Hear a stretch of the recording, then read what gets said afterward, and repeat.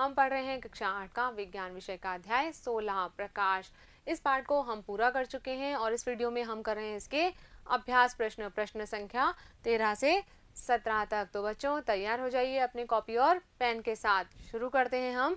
प्रश्न 13 है हमारा, यदि परावर्तित किरण आपतित किरण से 90 डिग्री का कोण बनाए तो आपतन कोण का मान कितना होगा। क्या दिया गया है बच्चों हमें कि जो परावर्तित किरण है वो हमारी आपतित किरण से कितने डिग्री का कोण बना रही है, 90 डिग्री का कोण बना रही है। क्या लिख सकते हैं हम कि कोण I प्लस R कितना है, 90 डिग्री है। और बच्चों हम ये जानते हैं कि हमेशा कोण I बराबर होता है कोण R के। तो यहाँ पर हमने क्या किया है, इस I को हमने ऐसा ही लिख लिया है और इस कोण R की जगह हमने लिख दिया है कोण I। तो दोनों कितने हो जाएंगे, 90 डिग्री के बराबर हो जाएंगे। कोण I प्लस कोण I को हम लिख सकते हैं बच्चों दो कोण I बराबर 90 डिग्री। और जब हम इस दो को 90 के नीचे ले जाएंगे तो I का मान हमारा कितना हो जाएगा, 45 डिग्री हो जाएगा। तो हम क्या कहेंगे कि यहाँ पर आपतन कोण का मान 45 डिग्री होगा। चलिए नेक्स्ट क्वेश्चन लेते हैं।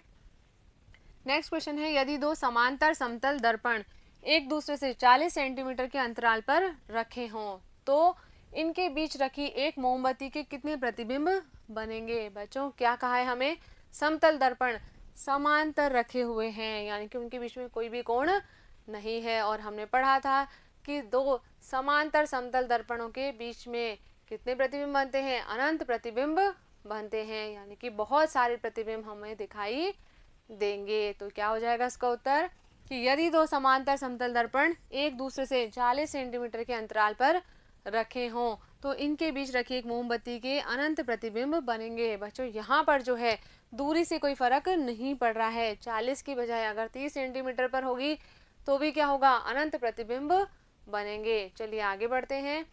नेक्स्ट क्वेश्चन है, दो दर्पण एक दूसरे के लंबवत रखे हैं। प्रकाश की एक किरण एक दर्पण पर 30 डिग्री के कोण पर आपतित होती है। इस तरह से क्या किया गया है बच्चों, एक दर्पण ये है और एक दर्पण ये है, दोनों ये 90 डिग्री पर यानी कि समकोण पर रखे गए हैं। और क्या हो रहा है, 30 डिग्री के कोण पर जो है यहाँ पर किरण आपतित हो रही है। दूसरे दर्पण से परावर्तित होने वाली परावर्तित किरण बनाइए। बच्चों यहाँ देखें हम, इस तरह से ये हमारा जो है एक दर्पण है और ये हमें दिया गया है दूसरा दर्पण और इनके बीच में यहाँ पर बच्चों कोण दिया है हमें 90 डिग्री का। ये दोनों दर्पण एक दूसरे के लंबवत रखे गए हैं। इस तरह से जो है ये क्या है बच्चों, ये दर्पण है। अब यहाँ पर क्या हो रहा है बच्चों, 30 डिग्री के कोण पर एक किरण जो है वो इस पर आपतित हो रही है और हमें बतानी है इस दर्पण से परावर्तित होने वाली किरण। तो बच्चों यहाँ से जो किरण आपतित हो रही है वो परावर्तित होगी कितने डिग्री से, 30 डिग्री से ही परावर्तित होगी। तो यहाँ पर जो है क्या हो जाएगा बच्चों, ये एक त्रिभुज का निर्माण हो गया। अभी हमें इस कोण का पता नहीं है कि ये कितने डिग्री का होगा तो हम इसे कैसे ज्ञात करेंगे बच्चों, यहाँ पर हमें दिया गया है 90 डिग्री और यहाँ पर एक अभिलंब खींचा गया है। तो अभिलंब जो है वो इस दर्पण से 90 डिग्री का कोण बनाएगा। जब ये 30 डिग्री है तो ये कितना हो जाएगा बच्चों, 60 डिग्री हो जाएगा। और हमें पता है त्रिभुज के तीनों कोणों का योग कितना होता है बच्चों, 180 डिग्री होता है। तो जब ये 90 डिग्री, ये वाला कोण 60 डिग्री, तो ये कितना हो जाएगा, ये हो जाएगा 30 डिग्री हो जाएगा। और जब ये कोण 30 डिग्री है तो ये किरण जब इस पर आपतित हो रही है वो अभिलंब से 60 डिग्री का कोण बनाएगी।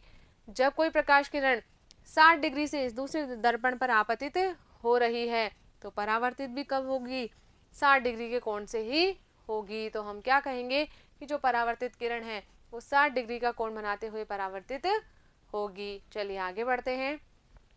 नेक्स्ट प्रश्न है, चित्र 16.20 में दर्शाए अनुसार बूझो एक समतल दर्पण के ठीक सामने पार्श्व से कुछ हटकर एक किनारे ए पर खड़ा होता है। यहाँ पर क्या हो रहा है बच्चों, ये जो हमारा दर्पण है तो ये ए जो है बूझो वो इस समतल दर्पण से थोड़ा साइड में खड़ा है, यहाँ पर नहीं है, ये कहाँ पर है, यहाँ पर इस दर्पण से हटकर जो है वो ए यहाँ पर खड़ा है, ए बिंदु पर बूझो खड़ा है। क्या वह स्वयं को दर्पण में देख सकता है, क्या वह पी, क्यू तथा आर पर स्थित वस्तुओं की प्रतिबिंब भी देख सकता है। तो बच्चों इसको समझने के लिए हम आगे बढ़ते हैं दूसरे चित्र की तरफ। यहाँ पर देखिए हमने बताया है कि यहाँ क्या है, ये दर्पण रखा हुआ है और बूझो जो है इस दर्पण से जो है थोड़ा दूर पार्श्व से हटकर खड़ा है।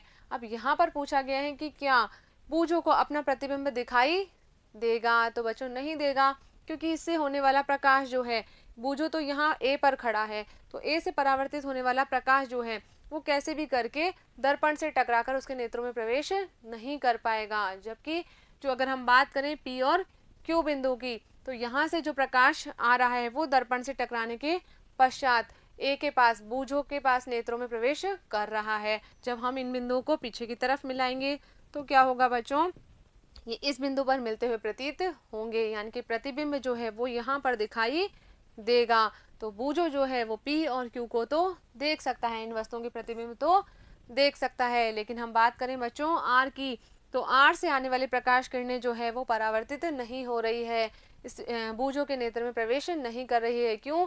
क्योंकि दर्पण से बहुत दूर खड़ा है। तो इस तरह हम क्या कह सकते हैं कि बूझो जो है स्वयं को दर्पण में नहीं देख सकता, लेकिन पी और क्यू पर स्थित वस्तुओं के प्रतिबिंब देख सकता है, और आर पर स्थित वस्तु का प्रतिबिंब उसे दिखाई नहीं देगा। चलिए आगे बढ़ते हैं। नेक्स्ट क्वेश्चन है, ए पर स्थित किसी वस्तु के समतल दर्पण में बनने वाले प्रतिबिंब की स्थिति ज्ञात कीजिए। यहाँ पर बच्चों कुछ हमें चित्र दिया गया है। क्या कहा गया है कि यहाँ ए पर कोई वस्तु स्थित है और इसके समतल दर्पण में बनने वाले प्रतिबिंब की स्थिति हमें ज्ञात करनी है। दूसरा है, क्या स्थिति बी से पहेली प्रतिबिंब को देख सकती है। पहेली जो है यहाँ बी बिंदु पर खड़ी है, तो क्या उसे प्रतिबिंब ए का दिखाई देगा। नेक्स्ट प्रश्न है, क्या स्थिति सी से बूझो इस प्रतिबिंब को देख सकता है। बूझो कहाँ खड़ा है बच्चों, बिंदु सी पर खड़ा है, तो क्या यहाँ से उसे ए का प्रतिबिंब दिखाई देगा। आगे पूछा है, जब पहेली बी से सी पर चली जाती है तो ए का प्रतिबिंब किस ओर खिसक जाता है। बच्चों इसको हम आगे समझते हैं। क्या हो रहा है बच्चों, यहाँ पर ए बिंदु पर कोई वस्तु रखी है और पहेली और बूझो कहाँ खड़े हैं, बी और सी बिंदु पर खड़े हैं, और वो इस वस्तु का प्रतिबिंब जो है वो इस दर्पण में देख रहे हैं। तो किस तरह से इसमें स्थिति बनेगी बच्चों, ए बिंदु जो है वहां से प्रकाश जो है वो इस दर्पण पर आएगा और यहाँ से क्या होगा, टकराकर जो है वो परावर्तित हो जाएगा। कहाँ हो रहा है, बी और सी के नेत्रों में वो परावर्तित हो रहा है। जब हम इन बिंदुओं को पीछे की ओर मिलाएंगे तो क्या होगा, यहाँ पर जो है वस्तु ए का प्रतिबिंब दिखाई देगा। और बच्चों पहेली कहाँ खड़ी है, बिंदु बी पर खड़ी है, तो वहां से जो है इस दर्पण में वस्तु ए का आभासी प्रतिबिंब उसे दिखाई देगा। इसी तरह बूझो जो है वो सी बिंदु पर खड़ा है, तो वहां पर भी इसका प्रतिबिंब दिखाई देगा। तो हम क्या लिखेंगे बच्चों यहाँ पर कि हाँ, स्थिति बी से क्या हो रहा है, पहेली प्रतिबिंब को देख सकती है। हमने देखा कि पीछे जब हमने उन रेखाओं को बढ़ाया तो वो बिंदु ए पर मिलती हुई प्रतीत हो रही थी। और स्थिति सी से भी क्या होगा बच्चों, बूझो इस प्रतिबिंब को देख सकता है।